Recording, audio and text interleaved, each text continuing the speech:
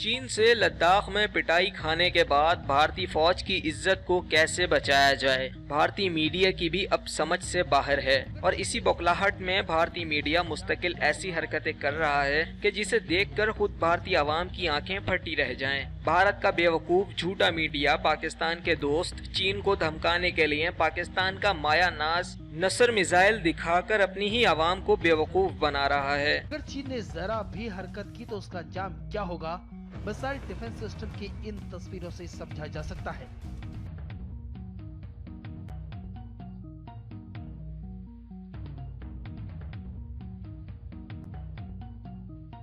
जो जमीन से हवा में अचूक मार कर सकता है जो जमीन से हवा में अचूक मार कर सकता है। पाकिस्तान से 7 गुना बड़े पड़ोसी मुल्क की हालत यह है कि चीन को कम से कम डराने के लिए भी इनके पास अपना कुछ दिखाने के लिए नहीं है।